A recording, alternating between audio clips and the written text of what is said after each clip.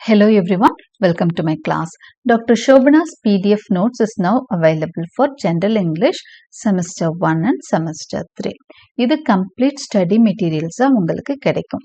Unit 1 and 3 வரைக்கும் இருக்கக்கூடிய எல்லா டாபிக்ஸ்க்குமான essays, paragraphs, short answers, MCQs இந்த study materialsல provide பண்ணிருக்கேன். Unit 4 and 5ல வரக்கூடிய grammar and compositionக்கு தேவையான definitions, examples, exercisesம் கொடுத்திருக்கிறேன். இதை வாங்கணும்னு நினைச்சீங்கன்னா you have to text me either in WhatsApp or Telegram. WhatsAppலயோ Telegramலயோ 7200893046 இந்த நம்பருக்கு டெக்ஸ்ட் பண்ணி இதை வாங்குறதுக்குரிய வழிமுறைகளை நீங்க தெரிஞ்சுக்கலாம். Thank you. Hello everyone. Welcome to my class. இன்னைக்கு கிளாஸ்ல நாம பார்க்க போற topic an autobiography or the story of my experiments with truth. இது எழுதியிருக்கிறவர் MK காந்தி, அதாவது மோகன்தாஸ் கரம்சந்த் காந்தி, நம்ம ஃபாதர் ஆஃப் நேஷன்.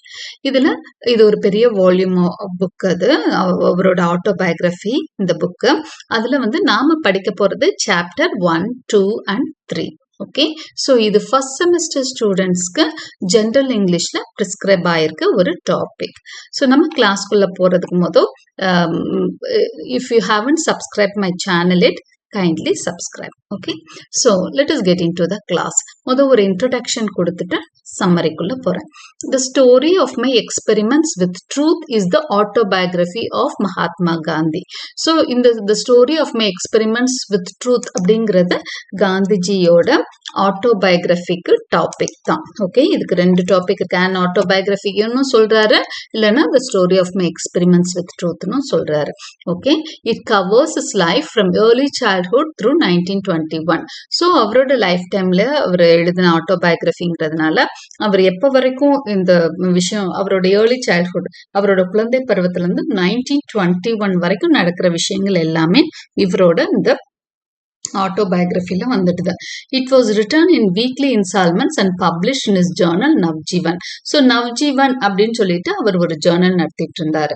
அந்த ஜேர்னல்ல வீக்லி இந்த அவரோட ஆட்டோபயோகிராஃபி ஸ்மால் எபிசோட்ஸா பப்ளிஷ் ஆயிட்டு இருந்தது. Starting with his birth and parentage, Gandhi has given reminiscences of childhood, child marriage, relation with his wife and parents. So comma போட்டுட்டே போயிட்டு இருக்கேன், ஏன்னா இது ஒரு பெரிய பாயிண்டா இருந்தாலும் ஒன்றும் விஷயம்லாம் இல்லை. அதாவது இந்த அவரோட இந்த பயோகிராஃபி, ஆட்டோபயோகிராஃபி பார்த்தீங்கன்னா அவரோட பர்த் அண்ட் பேரண்டேஜ்ல இருந்து ஆரம்பிக்குது. அவர் எதுல இருந்து தன்னோட கதையை சொல்ல ஆரம்பிக்கிறார்? அவர் பிறப்புல இருந்தே சொல்ல ஆரம்பிக்கிறார்.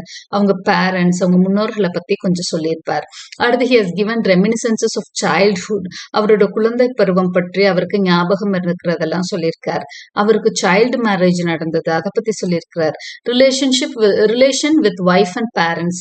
அவருக்கு ஒய்ஃபோட எப்படி ஒரு ரிலேஷன்ஷிப் மெயின்டைன் பண்ணாரு, பேரண்ட்ஸோட எப்படி ரிலேஷன்ஷிப் மெயின்டைன் பண்ணாரு. his experiences at the school, he studied tour to London. இன்னும் படிக்கிறதுக்கு ஹையர் ஸ்டடிஸ். அவர் பேரிஸ்டர், அவர் ஒரு லாயரா இருந்தாரு. ஸோ இங்கிலாந்துல இந்த லா முடிச்சா பேரிஸ்டர்னு சொல்லுவாங்க. ஸோ அவர் லண்டனுக்கு போன விஷயங்கள், his going to south Africa. அப்புறம் பேரிஸ்டர் ஆனதுக்கு அப்புறம் அவர் சவுத் ஆப்பிரிக்கா போவார் ஒரு கேஸ் நடத்துறதுக்காக, அந்த விஷயங்கள். அப்புறம் சோஷியல் ஒர்க் இன் ஆப்பிரிக்கா. ஆப்பிரிக்கால நிறைய போராட்டம் பண்ணியிருப்பாரு காந்திஜி. ஓகே, இந்த அங்க ரேஷியல் டிஸ்கிரிமினேஷன் அதிகம் நடந்துட்டு இருக்கும். அந்த சமயத்துலதான் காந்திஜி சவுத் ஆப்பிரிக்கா போயிருப்பார். ரேஷியல் டிஸ்கிரிமினேஷன்னா இனவெறி ரொம்ப அதிகமா இருந்த காலத்துல சவுத் ஆப்பிரிக்கா போய் அங்க ஒரு பெரிய புரட்சி ஏற்படுத்தினார். Then he return to India. அதுக்கப்புறம் தான் இந்தியா வராரு. He slow and steady work for political awakening and social activities. இந்தியாவுக்கு ரொம்ப ஸ்லோ அண்ட் ஸ்டெடியா தன்னோட அந்த அரசியல் வெளிப்பு இங்கே எப்படி இருந்தது, அவரோட பொலிட்டிக்கல் அவேக்கனிங் இந்தியால எப்படி இருந்தது, சோஷியல் ஆக்டிவிட்டிஸ் அவர் எப்படி பண்ண ஆரம்பிச்சார், இந்த எல்லா விஷயத்தையும் he has dealt very detailedly in his autobiography. Okay, this biography deals with Gandhi's political, intellectual and religious outlook. So இந்த பயோகிராஃபி மூலமாக ஆட்டோபயோகிராஃபி மூலமாக நம்ம காந்திஜியோட பொலிட்டிக்கல், இன்டலெக்சுவல், ரிலிஜியஸ் அவுட்லுக், அவரோட பார்வை, எல்லா விஷயத்துலையும் அவரோட பார்வை கண்ணோட்டம் எப்படி இருக்கு அப்படிங்கிறதெல்லாம் நம்ம தெரிஞ்சுக்கிறோம். The prescribed syllabus is an extract from the biography and it deals with his from the autobiography. Sorry, okay. So உங்களுக்கு கொடுத்துருக்கிற பிரெஸ்கிரைப்டு அப்படிங்கிறது உங்களுக்கு கொடுக்கப்பட்டிருக்கிற இந்த சிலபஸ் வந்து the first 2-3 chapters வந்து it is an extract from the autobiography and it deals with this birth, parentage, childhood life and child marriage. So இந்த 3 chaptersல அவர் எதை பத்தி எல்லாம் டிஸ்கஸ் பண்ணிருக்காருன்னா அவரோட birth பத்தி பேசியிருப்பாரு, அவங்க parents பத்தி, parentage பத்தி, childhood life, அவரோட school life, early school life பத்தி பேசியிருப்பாரு. அடுத்ததா child marriage, அவருக்கு ஒரு குழந்தை திருமணமும் நடந்தது. He has also spoken about it. Okay, so இதுதான் நம்ம படிக்க போற டாபிக்ல இருக்க போகுது. Okay, now let us get into the summary of this autobiography. Okay, introduction. The story of my experiments with truth. இதுதான் அவர் வந்து தன்னோட ஆட்டோபயோகிராஃபிக்கு கொடுத்திருக்கிற topic. It is an autobiography of Mahatma Gandhi. Okay, அப்படி நம்ம ஆரம்பிக்கிறோம். The first 3 chapters discuss about his birth, early life and child marriage. இது நம்ம already தெரிஞ்சிட்டோம் இல்லையா? The first 3 chapters அதுதான் நம்ம பார்க்க போறோம். It discusses the first 3 chapters discuss about his birth, early life and child marriage. இந்த விஷயங்களை தான் அவரோட இந்த first 3 chapters discuss பண்ணுது. இப்போ birth and parentage பத்தி தெரிஞ்சுக்கலாம். Gandhi's family was originally grocers. சரி, கிராசஸ்னா யாருன்னா அந்த மளிகை கடையெல்லாம் வச்சிருப்பாங்க இல்லையா, அவங்களதான் கிராசஸ்ன்னு சொல்றாங்க. ஸோ இவங்க ஃபேமிலி ரொம்ப காலமா மளிகை கடை தான் அவங்க ஊர்ல வச்சிருந்தாங்க. But later his forefathers were prime ministers in Kathiawad state for 3 generations. ஆனா அவங்க கொள்ளுத்தாத்தால இருந்து என்ன பண்ணிட்டாங்க அப்படின்னு சொன்னா அந்த ரீஜன் அவங்க இருக்கிறாங்க இல்லையா அந்த ஸ்டேட்டுக்கு அப்போ பிரைம் மினிஸ்டர்னு ஒரு போஸ்ட், ஒரு ஹையர் அபிஷியல் போஸ்ட் கொடுத்துருக்காங்க. இவங்க பீரியட் எந்த பீரியட்ல வாழ்ந்திருக்காங்க இவர் ஞாபகப்படுத்தி சொல்றது எல்லாமே யாரோட பீரியட் அப்படின்னு சொன்னா கொலோனியல் பீரியட். காலனி ஆதிக்கத்தின் கீழ் இந்தியா இருந்தப்போ, பிரிட்டிஷ் ஆதிக்கத்தின் கீழ் இருந்தப்போ அப்ப அவங்க வந்து ஒரு சில அபிஷியல்ஸ் எல்லாம் நியமிப்பாங்க. அந்த மாதிரி கத்தியவாட் ரீஜியனுக்கு பிரைம் மினிஸ்டர்ஸா இவங்க கொள்ளுத்தாத்தா, தாத்தா, அவங்க அப்பா எல்லாரும் இருந்திருக்காங்க. ஓகே, அது ஒரு முக்கியமான ஒரு ஆபீசர் ரேங்க் தான். Mohandas Karamchand Gandhi was born to Kaba Gandhi and Putlibai as their youngest child. So Mahatma Gandhi கூட பிறந்தவங்கன்னு பாத்தீங்கன்னா ஒரு சிஸ்டரும் 2 elder brothersம் இருக்காங்க. இவரு தான் வந்து யங்கஸ்ட் சைல்டா இருக்கிறாரு. ஓகே,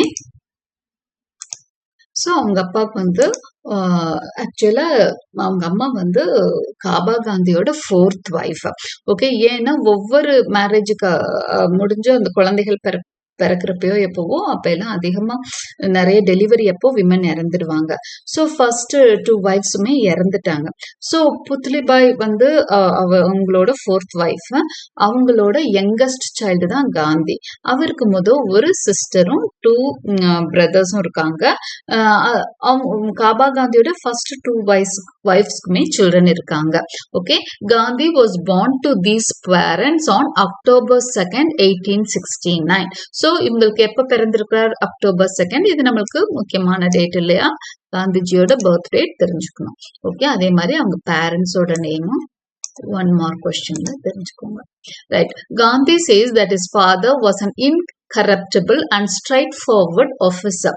காந்தி தன்னோட அப்பாவை பத்தி ஞாபகங்கள் பத்தி அவர் ஷேர் பண்ணிக்கிறப்ப என்ன சொல்றாருன்னா ரொம்பவே he was incorruptible. அவரை வந்து யார், ஏன்னா ஒரு பெரிய ஆபீசர் ரேங்க்ல இருக்கிறாரு, அவரை யாருமே என்ன பண்ணிட முடியாது, கரப்ட் பண்ணி அவங்க வேலையெல்லாம் சாதிச்சுக்கவே முடியாது. he was a straight forward officer. நியாயமா நீதியை தான் வழங்குற ஒரு ஆபீசரா இருந்தாரு. he was very strict at home and outside. வீட்லயும் அப்படிதான் அவர் ரொம்ப ஒரு ஸ்ட்ரிக்ட் ஆபீசர் தான். வெளியவும் ஸ்ட்ரிக்ட் ஆபீசர் தான், வீட்டுக்குள்ளேயும் ஸ்ட்ரிக்ட் ஆபீசர் தான். அதனால இவங்க எல்லாம் வந்து ரொம்பவே பயந்துட்டு தான் இருப்பாங்க. his mother was his 4th wife whom he married when he was over 40. இப்போ நான் ஆல்ரெடி சொன்னேன், அவங்க அப்பாவுக்கு ஆல்ரெடி 3 மேரேஜஸ் நடந்தது. ஒவ்வொரு ஒய்ஃபும் இறந்துட்டாங்க. கடைசியா தான் அவர் புத்லிபாயை கல்யாணம் பண்ணிக்கிட்டாரு. அவங்க எல்லாம் எந்த காரணத்தினாலும் முந்தையெல்லாம் நிறைய டிசீசஸ்க்கெல்லாம் மருந்து கண்டுபிடிக்க முடியல. நிறைய காரணங்கள்னால டெத்ஸ் வந்து ஏர்லி டெத்ஸ் நடக்கும். ஸோ அந்த மாதிரி ஒவ்வொருத்தரும் இறந்தோன்னா அடுத்தடுத்து மேரேஜ் பண்ணிக்கிறாரு. அப்படிதான் புத்லிபாய் அவர் கல்யாணம் பண்ணிக்கிறப்போ he was over 40 இயர்ஸ்க்கு மேல ஆயிடுச்சு அவங்க அப்பாவுக்கு. புத்லிபாய் எப்படி அப்படின்னா, இவங்க மதர் வந்து she was a saintly woman அப்படின்னு தான் காந்தி சொல்றாரு. அப்பாவை வந்து இன்கரப்டபிள்னு சொன்னாரு, ரொம்ப ஸ்ட்ரைட் ஃபார்வர்ட்னு சொன்னாரு. அடுத்து அம்மா பத்தி பேசுறப்ப என்ன சொல்றாருன்னா she was a saintly woman, அப்படி பயங்கரமா அனுஷ்டானங்கள்லாம் இருப்பாங்களாம். சதுர்மாசன்னு சொல்லிட்டு நிறைய விரதங்கள் இருப்பாங்க அப்படின்னு சொல்லி சொல்றாரு. ஒரு சில சமயம் சூரிய வெளிச்சத்தை பார்த்தாதான் அவங்க வந்து ஒரு சில நாட்கள் சாப்பிடுவாங்களாம். சூரியனை கும்பிட்டுட்டு தான் சாப்பிடுவாங்களாம். இதெல்லாம் புக்ல இருக்கு உங்களுக்கு. ஓகே, இங்க நான் கொடுக்கல, but just for your information நான் இதெல்லாம் சொல்றேன். அப்ப எல்லாம் என்ன, அந்த விரதத்தப்ப எல்லாம் என்ன பண்ணுமோ, சில மழை நாட்கள்ல சூரியனே வெளியவே வராதான் இவங்களுக்கு. அப்ப எல்லாம் அவங்க அம்மா ஃபுல் டே சாப்பிடாம இருப்பாங்க. குழந்தையா இருக்கிறப்போ காந்தியும் அவரோட பிரதர்ஸ் சிஸ்டர்ஸ் எல்லாம் என்ன பண்ணுவாங்களாம், பிரதர்ஸும் சிஸ்டரும் வெளியே போய் பார்த்துட்டே இருப்பாங்களாம். எப்ப சூரியன் வெளியே வருவாரு, நம்ம போய் அம்மாவை எப்படியாவது சாப்பிட வைக்கலான்னு. சில நாள் வந்து வந்த மாதிரி இருக்கும், அம்மா வந்து பாக்குறதுக்குள்ள மறைஞ்சிடுமா. சோ அவங்க அம்மா என்ன சொல்லுவாங்களா, இன்னைக்கு நான் சாப்பிடக்கூடாதுன்னு இருக்கேன்னு சொல்லிட்டு உள்ள போயிருவாங்களாம். சோ அந்த மாதிரி ஒரு செயின்ட்லி உமன், எவ்வளவு உடம்பு சரியில்லாம இருந்தா கூட ரொம்ப கரெக்டா ரிலிஜியஸா இருப்பாங்க அவங்க அம்மா அப்படின்னு சொல்லி ரொம்ப உயர்வா பேசுறாரு காந்திஜி அவங்க அம்மா பத்தி. ரொம்பவே அவருக்கு அம்மா மேல பிரியமும் பக்தியும் அதிகமா இருந்திருக்கு. She maintained and followed many religious practices that inspired little Gandhi. அப்போ காந்தி லிட்டிலா இருக்கிறப்போ when he was young, okay, ஒரு சைல்ட்ஹுட் டேஸ்ல அவர் பயங்கரமா இன்ஸ்பயர் பண்ணுச்சு அம்மாவோட அந்த religious practices. Besides being religious, she was also a woman with strong common sense, says Gandhi. அப்ப ரொம்ப ரிலீஜியஸா வீட்டுக்குள்ளேயே கட்டுப்பட்டியா இருந்தாங்களா அப்படின்னு நம்ம நினைச்சா அதுவும் இல்லைங்கிறாரு காந்தி. அவங்க அம்மா வந்து ஒரு ஸ்ட்ராங் காமன் சென்ஸ் உள்ள ஒரு லேடி. நிறைய விஷயங்கள் தெரியும், ரொம்ப காமன் சென்ஸிக்கல், ப்ராக்டிக்கல் நாலேஜ் பயங்கரமா இருக்கிறப்ப அது காமன் சென்ஸ்ன்னு சொல்றோம். Okay, so she not only that, common sense மட்டும் இல்ல, ப்ராக்டிக்கல் நாலேஜ் மட்டும் இல்ல, ஸ்டேட்லி அஃபேர்ஸும் நிறைய தெரிஞ்சு வச்சிருப்பாங்களாம். ஏன்னா அந்த தாக்கூர், ஏன்னா அவங்க எல்லாம் பெரிய விமன், அதாவது பெரிய குடும்பத்து பெண்களா இருக்கிறதுனால ஸ்டேட்லி அஃபேர்ஸ் பத்திய நாலேஜும் நிறையவே இருந்தது புத்லிபாய்க்கு. She was well informed of the stately affairs too. So இது எல்லாமே வந்து நம்ம we come to know. So இவர் எப்ப பிறந்தாருன்றத இந்த பேராகிராஃப்ல தெரிஞ்சுட்டோம். இதுதான் அவரோட பர்த் அண்ட் பேரண்டேஜ்ல வருது. ஃபர்ஸ்ட் சாப்டர்ல இதுதான் உங்களுக்கு பெரிய சாப்டரா இருந்தாலும் இதுதான் விஷயம். Okay, so when he was born, அப்புறம் யாருக்கு பிறந்தார், வேர்னா at Porbandar. Okay, he was born to these parents on 2nd October 1869. இன்னொரு விஷயம் நம்ம என்ன தெரிஞ்சுக்கணும், at போர்பந்தர். ஓகே, இதுதான் அவரோட ஊர் பேரு. ஸோ இதெல்லாமே நம்மளுக்கு தெரிஞ்சுக்க வேண்டிய ஒன் கொஸ்டின்ஸ். ஸோ அம்மா அப்பா பேரு தெரிஞ்சுக்கிட்டீங்க. ஸோ அப்பா எப்படி ஒரு ஸ்ட்ரிக்ட் ஆஃபீஸர்னு பார்த்துட்டோம், அம்மா வந்து ஒரு செயின்ட்லி விமன். இதுதான் வந்து அவரோட பேரண்ட்ஸ் பத்தியும் பர்த் பத்தியும் நம்ம தெரிஞ்சுக்க வேண்டிய விஷயங்கள். அடுத்தது பார்க்கலாம், சைல்ட்ஹுட் டேஸ் பத்தி. அடுத்து என்ன சொல்றாங்க, Gandhi's family left Porbandar for Rajkot when he was 7 years old. So அவங்க அப்பா வந்து ஒரு பதவியில ஒரு ஆஃபீஸரா இருந்ததுனால போர்பந்தர்ல இருந்து ராஜ்கோட்க்கு அவரை மாத்திடுறாங்க. So he family goes there. His father was appointed a member of the Rajasthanik court. Rajasthanik கோர்ட்னு ஒண்ணு இருக்குது, அங்க வந்து அவங்க அப்பாவை ஒரு மெம்பர் ஆக்குறாங்க. அது ஏதோ ஒரு உயரிய பதவி, அதுக்கு அவர் வந்து போறாரு. Gandhi got is primary education there. So அங்கதான் பிரைமரி எஜுகேஷன் கிடைக்குது. After that he was put in a suburban school. அடுத்த மிடில் ஸ்கூல் மாதிரி போறாரு. He was very shy and avoided all company. அவருக்கு என்ன ஞாபகம் இருக்கு, சைல்ட்ஹுட் பிரைமரி ஸ்கூல் ஞாபகம் அவருக்கு அவ்வளவா இல்ல. மீடியோக்கர் ஸ்டூடெண்ட், ஏதோ படிப்பேங்க, அவ்வளவுதான், பெருசா ஒன்னும் தெரியல எனக்கு அப்படின்னு சொல்றாரு. ஆனா சபர்பன் ஸ்கூல்ல இருந்து கொஞ்சம் கொஞ்சம் அவருக்கு ஞாபகங்கள் நல்லாவே இருக்கு. என்ன சொல்றாரு அப்படின்னா, ரொம்ப ஷையா ஃபீல் பண்ணுவேன், யாரு கூடயும் பேசவே விரும்ப மாட்டாராம், பயப்படுவாராம். ரொம்ப வெக்கப்படுவார் யார் கூடயும் பேச. He avoided all company and books were his soul companions. அந்த பீரியட்ல புக்ஸ் நல்லா ஒழுங்கா படிப்பாரு. அதுவும் வந்து என்ன புக் சிலபஸ்ல இருக்கோ அதுதான் படிப்பாராம். ஓகே, ஒழுங்கா படிக்கணும், எல்டர்ஸ பயங்கரமா மதிக்கணும் அப்படின்னு சொல்லி, ஏன்னா அப்பா அம்மாவெல்லாம் பார்த்து வளர்றாரு. அந்த ஒரு தாக்கம் இருக்கும் இல்லையா, அந்த வளர்ப்பின் தாக்கம் இருக்கும் இல்லையா. ஸோ அவங்களோட இதெல்லாம் நிறையவே இருக்கு. ஸோ அவங்களுக்கு ரொம்ப மரியாதை கொடுக்கணும், பெரியவங்க கிட்ட போய் சொல்லக்கூடாது, கரெக்டா நடந்துக்கணும், இப்படி நிறைய விஷயங்கள். அதனால அவர் வந்து ஃபாலோ பண்ணணும்னு நினைக்கிறாரு அந்த யங் ஏஜ்லயே. Books were his soul companions. Books தான் அவரோட ஒன்லி கம்பேனியன்ஸ், ஃப்ரெண்ட்ஸ் எல்லாம் இல்லையா. Then he was put in a high school. அதுக்கப்புறம் ஹை ஸ்கூல் போறாரு. He remembers being a very sincere student during this period. இந்த டைம்ல எல்லாம் ரொம்ப ரொம்ப சின்சியரா இருந்தாராம் ஹை ஸ்கூல் போறப்பெல்லாம். He never lied to anyone. பெரியவங்க கிட்ட, மாஸ்டர்ஸ் மேல எல்லாம் பயங்கர மரியாதை அவருக்கு. ஓகே, அவங்க கிட்ட எல்லாம் யார்ட்டையும் போய் சொல்லக்கூடாது, கரெக்டா நடந்துக்கணும், நம்ம ஒர்க்கை நம்ம செய்யணும் அப்படின்னு. ஒரு சூப்பரா படிப்பேன்னு அவர் சொல்லல, பட் என்னன்னா கரெக்டா நடந்துக்கணும் அப்படிங்கறதுல ரொம்ப தெளிவா இருந்திருக்கிறார். Once he was asked to write the spelling of kettle. ஒரு சமயம் என்ன ஆச்சுன்னா, ஒரு எஜுகேஷன் இன்ஸ்பெக்டர், ஒரு இவர் யாருன்னா ஒயிட் மேன், அவர் வந்து ஸ்கூலுக்கு வர்றாரு. எதுக்காக? இன்ஸ்பெக்ஷனுக்காக வர்றாரு. வர்றப்போ ஒரு டிக்டேஷன் மாதிரி கொடுக்குறப்போ இவருக்கு வந்து கெட்டில்ன்ற வேர்டை வந்து எழுத சொல்றாரு. since he did not know the spelling, the education inspector Mr. Giles, so அவரோட நேம் பார்த்துக்கோங்க, அந்த எஜுகேஷன் இன்ஸ்பெக்டர் வந்தவர் வந்து mister Giles, allowed him to copy the word from his classmate, but he was unable to do the act. அவர் என்ன சொல்றாரு, வந்து பாக்குறாரு, Kettle சொல்றாரு, இவர் எழுதாம முழிச்சுட்டு நிக்கிறாரு, மத்த வேர்ட்ஸ் எல்லாம் எழுதிட்டாரு. ஒரு 2-3 வேர்ட் சொல்றாரு, கெட்டில் எழுத வரல. அப்போ அவர் என்ன பண்றாரு, அந்த எஜுகேஷன் இன்ஸ்பெக்டர் பக்கத்துல இருக்கிறவனை பார்த்தாவது எழுதுறான்னு சொல்றாரு. டைரக்டா சொல்லல, பட் இன்டைரக்டா அவன்கிட்ட சொல்லி புரிய வைக்க ட்ரை பண்றாரு. பட் அவர் வந்து பயந்துட்டு உட்கார்ந்து இருக்கிறாரு. எப்படினாலும் நம்ம மாஸ்டர்ஸ் நம்ம காப்பி அடிக்கிறோமோன்னு பார்க்கத்தானே இருப்பாங்க, நம்ம எப்படி காப்பி அடிக்கிறது அப்படின்னு சொல்லிட்டு ரொம்ப சின்சியரா இருக்காரு. ஓகே, அவரால் வந்து இந்த காப்பி அடிக்கிறதெல்லாம் பண்ணவே முடியல. அந்த தைரியம்லாம் அவர் மனசுக்கு வந்ததே இல்லையா, காப்பி அடிக்கணும்னு தோணுனதே இல்லையா. அப்படிதான் சொல்றாரு. He says that he could never learn the art of copying. Copy அடிக்கிறதே ஒரு கலை தான், அதெல்லாம் நான் கத்துக்கவே இல்லை அப்படிங்கிறார். Okay, so he says that he did not learn the art of copying. Copy பண்ற கலையை நான் கத்துக்கவே இல்லை ஸ்கூல்ல. மாஸ்டரே சொன்னா கூட நான் காப்பி அடிக்க மாட்டேங்க, அவ்வளவு நல்ல பையனா இருந்தேன்னு சொல்றாரு. ஓகே, சரி. இந்த ஹை ஸ்கூல் டேஸ்ல அவருக்கு 2 இன்ஸ்பிரேஷன் ஸ்ட்ராங்கா இருந்தது. அது என்னன்னு தெரிஞ்சுக்கலாம். இன்ஸ்பிரேஷன் என்ன, தாக்கம். யாராவது ஒருத்தவங்க நம்மளை வந்து ரொம்ப மனசுல வந்து பாதிப்பு ஏற்படுத்திருப்பாங்க, அவங்கள மாதிரி இருக்கணும்னு சொல்லிட்டு இல்லையா, அவங்களதான் இன்ஸ்பிரேஷன்ஸ்னு சொல்லுவோம். அப்படி இவருக்கு வந்து நேர்ல பார்த்தவங்கள விட 2 கதையில வந்த கேரக்டர்ஸ் இவருக்குள்ள நிறைய மாற்றங்களை ஏற்படுத்துச்சு அப்படின்னு காந்திஜி சொல்றாரு. அது யாருன்னு தெரிஞ்சுக்கலாம். அதை ஹிஸ் இன்ஸ்பிரேஷன்ஸ் டாபிக் நான் கொடுத்திருக்கேன். Once in his high school days, he happened to read a book named Shravana Pitribhakti Nataka. Shravana Pitribhakti Nataka. Okay, இது என்ன பெருசா இருக்கேன்னா ஒன்னும் யோசிக்க வேண்டாம். ஸ்ரவணா அப்படிங்கிறது வந்து பேரு, ஸ்ரவண இல்ல ஸ்ரவணா, ஸ்ரவன் அப்படின்பாங்க, ஸ்ரவன் அப்படின்பாங்க. ஸ்ரவணா பித்ரிபக்தி. பித்ரிபக்தி அப்படின்னா, பித்ரு அப்படின்னா ஃபாதர்னு அர்த்தம். ஓகே, ஃபாதர் மேல அன்பு கொண்டவங்க. இங்க ஆக்சுவலா பேரண்ட்ஸ் மேல அன்பு கொண்ட ஸ்ரவணனின் நாடகம் அப்படிங்கிறது தான் இதுக்கு அர்த்தம். அப்படி புரிஞ்சுக்கிட்டீங்கன்னா இது ஈஸியா புரிஞ்சுக்கலாம். சரவணான்னு இங்க தமிழ்ல சொல்லுவோம், அங்க நார்த் இந்தியன் நேம்ன்றதுனால பாருங்க ஸ்ரவணா அப்படின்றது. ஓகே, ஸ்ரவணா பித்ரிபக்தி நாடகா.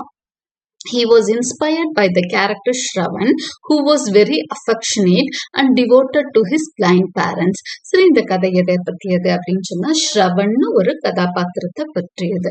இந்த ஸ்ரவன் யாருன்னா, நம்ம ராமாயணம் படிச்சிருந்தோம்னா அதுல வரக்கூடிய ஒரு கேரக்டர் தான் ஸ்ரவன். ஓகே, சோ அந்த ஸ்ரவன் பத்தி அது வந்து ராமாயணால ஒரு சின்ன பார்ட்டா வரும், ஒரு சின்ன கதையா தான் வரும். ஸ்ரவனோட அந்த பித்ரி பக்தி வந்து ராமாயணால ஒரு சின்ன பார்ட். பார்ட். ஆனா இவர் வந்து அதை தனியா ஸ்ரவனோட கதை மட்டும் எடுத்து படிச்சிருக்கிறாரு. அதுல வந்து பாத்தீங்கன்னா ஸ்ரவனோட கதாபாத்திரம் எப்படி இருக்குன்னா, he was very affectionate and devoted to his blind parents. அந்த ஸ்ரவன் கதாபாத்திரம் என்ன பண்ணும் அப்படின்னு சொன்னா, அவங்க பேரண்ட்ஸ் 2 பேரும் பிளைண்ட். அதனால அவன் என்ன பண்ணுவான்னா, அவங்க பேரண்ட்ஸ் எல்லா இடத்துக்கும் தூக்கிட்டே போவான். தோள் மேல ஒரு பெரிய கம்பு மாதிரி இருக்கும், 2 பக்கம் கூட மாதிரி வச்சு அம்மாவை ஒரு கூடையிலும் அப்பாவை ஒரு கூடையிலும் வச்சு அவன் போற இடமெல்லாம் சுமந்துட்டு போவான். பில்கிரிமேஜ், அவங்க யாத்திரிகம் போகணும்னு ஆசைப்படுறப்போ அப்படி சுமந்துட்டு தான் போவான். அப்படி ஒரு சமயம் தான் ராமாயணத்துல ராமரோட அப்பா தசரதா வந்து ஏதோ தப்பா அனிமல்னு நினைச்சு ஸ்ரவணனை கொன்றுவார். ஓகே, சோ அதனால அப்படிதான் அந்த கதை வந்து அங்க வரும் ராமாயணத்துல. சோ அந்த கதையை வந்து படிச்சு ரொம்ப ஃபீல் பண்றாரு, அழுகுறாரு.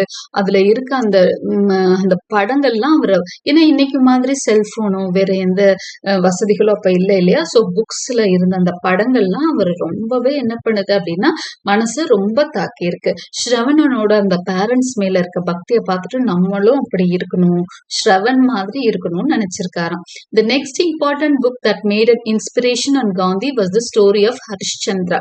அடுத்த ஸ்டோரி வந்து ஸ்டோரி ஆஃப் ஹரிஷ்சந்திரா. அவருக்கு பெரிய இம்பாக்ட் ஏற்படுத்தினது. ஹரிஷ்சந்திரா யாரு? ஒரு பெரிய கிங். பொய்யே பேசாம இருப்பாரு.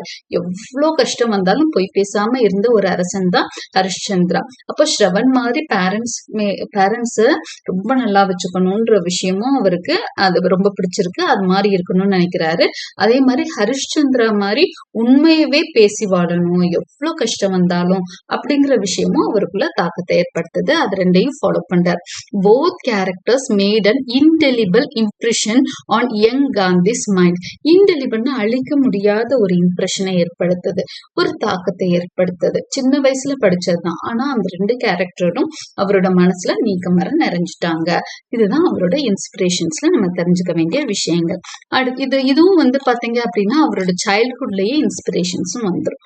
ஓகே, சோ நம்ம பர்த் அண்ட் பேரண்டேஜ் பத்தி தெரிஞ்சுக்கிட்டோம், சைல்ட்ஹுட் பத்தி தெரிஞ்சுக்கிட்டோம். அடுத்ததா அவரோட சைல்டு மேரேஜும் தெரிஞ்சுக்கலாம். ரொம்ப இன்ட்ரெஸ்டிங்கா சொல்லியிருப்பாரு, எப்படி வந்து அவருக்கு எவ்வளவு சின்ன வயசுல கல்யாணம் ஆச்சு அப்படிங்கறதெல்லாம். Gandhi married Kasturiba when he was just 13 years old. So நமக்கு தெரியும் காந்தியோட ஒய்ஃப் பேரு கஸ்தூரிபான். ஆனா இவங்க மேரேஜ் எப்ப நடந்தது தெரியுமா? when Gandhi was just 13 years old. கஸ்தூரிபாக்கு என்ன வயசுன்னு தெரியல, அவங்க அதை விட கம்மியா இருந்திருப்பாங்க. Okay, he says that he was betrothed 3 times. இன்னொரு விஷயமும் அந்த கதையில சொல்லியிருப்பார். என்ன சொல்லியிருப்பாருன்னா, கஸ்தூரிபாவை கல்யாணம் பண்றதுக்கு முதல் எனக்கு சின்ன வயசுல 3 தடவை நிச்சயமாச்சான்னு சொல்வார். பெட்ராத்தல் அப்படின்னா நிச்சயம்னு அர்த்தம்.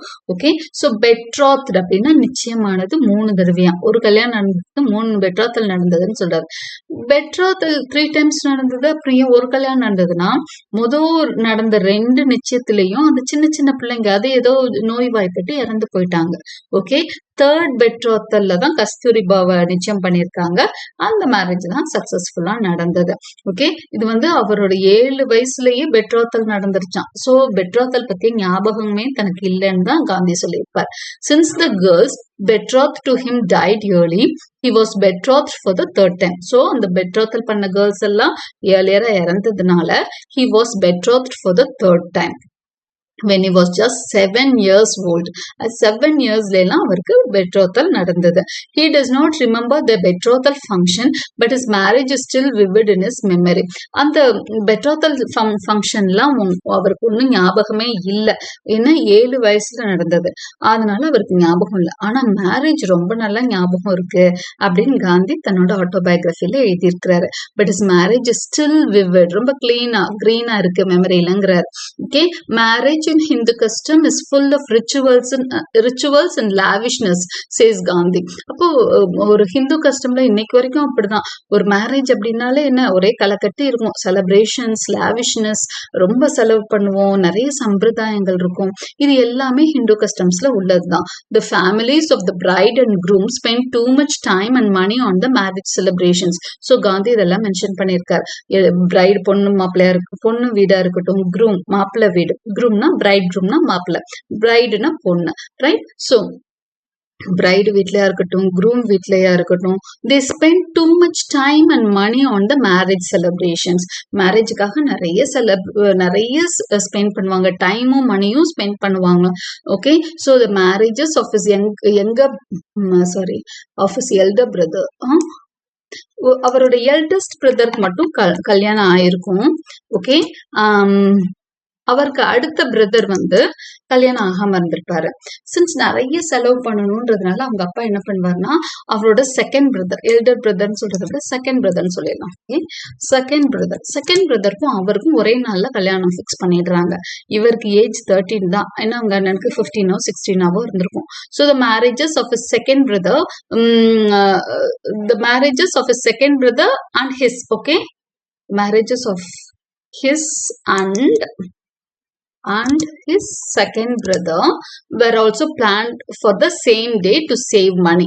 Okay, ரெண்டு பேரோட கல்யாணமும் ஒரே நாள்ல பிளான் பண்ணப்பட்டது. எதுக்காக? கொஞ்சம் பணத்தை, எது தனித்தனியா கல்யாணம்னா ரெண்டு கல்யாணத்துக்கு செலவழிக்கணும் இல்லையா? அதனால அவங்க அப்பா என்ன பண்றாரு, சின்ன பையனா இருந்தாலும் பரவாயில்ல, பணத்தை சேமிக்கணுமே, திரும்ப அடுத்த கல்யாணம் பண்ணணுமே அப்படின்றதுக்காக ஒரே கல்யாணமா வச்சிடுறாரு. However, it was very unfortunate for the family as Gandhi's father met with an accident and sustained severe injuries. ஆனா என்னன்னா, கல்யாணத்தன்னைக்கு அவர் அந்த வேலையெல்லாம் முடிச்சுட்டு வரப்போ அந்த அது என்ன கொரியர் அந்த கோச் மாதிரி ஒண்ணுல வந்துட்டு இருக்கிறாரு. அது கொஞ்சம் விழுந்து வேகமா வந்ததுல, ஏன்னா அவருக்கு லீவ் கொஞ்சம் ஏர்லியரா கிடைக்கல, கொஞ்சம் லேட்டா கிடைச்சதுனால வேகமா வர்றோம்னு அவர் கோச் வந்த இடத்துல விழுந்து அவருக்கு கொஞ்சம் நிறைய காயம் பட்டுருச்சு அவங்க அப்பாவுக்கு. ஓகே, அது ரொம்ப கஷ்டமா இருந்தா கூட காந்தி அதெல்லாம் மறந்துட்டாரு. கல்யாண சந்தோஷம், சின்ன வயசு பையன்தான், என்ன கல்யாணத்துல சந்தோஷமா இருந்திருக்கும் அவருக்கு அப்படின்னு சொன்னா, புது ட்ரெஸ் போட்டுக்கலாம், எல்லாம் பாட்டு பாடுவாங்க, ஜாலியா இருப்பாங்க. அதுதான் அவர் சொல்றாரு. Okay, however it was very unfortunate for the family as Gandhi's father met with an accident and sustained severe injuries. So அப்பாவுக்கு நிறைய இன்ஜுரிஸ் இருக்கு. Even then he participated in and enjoyed all the celebrations. இருந்தா கூட அவர் எல்லா ஃபங்க்ஷன்ஸ்லயும் participate பண்றாரு, enjoy பண்ணிட்டு ஜாலியா இருக்கிறார். Gandhi says that he loved getting married since he saw marriage as a day to wear good clothes and enjoy celebrations. Gandhi என்ன சொல்றாரு தெரியுமா, ஜாலியா இருந்துங்க கல்யாணம் பண்ணிக்க. ஏன்னா அந்த வயசுல அவருக்கு அதோட ரிஸ்க் எல்லாம் எதுவுமே புரியாது இல்லையா? அவரை பொறுத்த வரைக்கும் he saw his marriage as a day to wear good clothes. நல்ல துணிமணி எடுத்துக்கலாம், நல்ல நிறைய நியூ ட்ரெஸ் வரும், நிறைய ஸ்வீட்ஸ் ப்ரிப்பேர் பண்ணுவாங்க, என்ஜாய் பண்ணலாம் செலிப்ரேஷன்ஸ், ட்ரம் மியூசிக்னு ஒரே அல்லோலப்படும். ஸோ அதுதான் அவரோட மனசுல நினைச்சான். இந்த கார்னல் டிசையர், அதாவது இந்த செக்ஷுவல் டிசையர் அப்படிங்கறதெல்லாம் பின்னாடி வந்ததுதான். அந்த டைம்ல, அந்த யங் ஏஜ்ல எனக்கு ஹாப்பினஸ் அப்படின்னா புது ட்ரெஸ்ஸும் மற்ற விஷயங்களும் தான் அப்படின்னு சொல்றாரு. At the same time he criticizes his father for getting him married as a child. at the same timeன்றதை விட பின்னால, ஓகே, after getting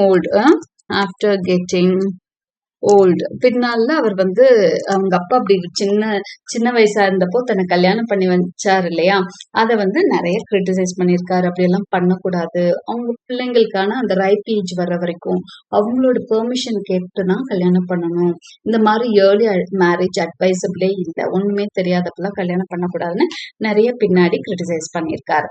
ஆனா அவர் கல்யாணம் பண்ணப்போ அது ரொம்ப ஹாப்பியான அக்கேஷனா தான் இருந்தது. அதனால அவருக்கு எல்லாமே ஞாபகம் இருக்குன்னு சொல்றாரு.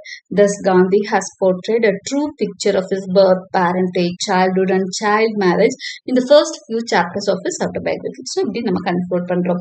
இந்த போர்ட்ரேல நம்ம ஒரு ட்ரூ பிக்சர் பாக்குறோம். அவர் உண்மைக்கு ரொம்ப பேசவே மாட்டேன்றத எடுத்தோன்னு சொல்லிடுறாரு. Birth, parentage, childhood, child marriage பத்தி ரொம்பவே டீடைல்டா அவர் இந்த ஃபர்ஸ்ட் 3 சாப்டர்ஸ்ல டிஸ்கஸ் பண்ணியிருக்காங்க. அதுதான் நான் உங்களுக்கு சம்மரைஸ் பண்ணியிருக்கேன். Hope you like my explanation. Like and subscribe my channel for more such videos. Press the bell icon for continuous notifications.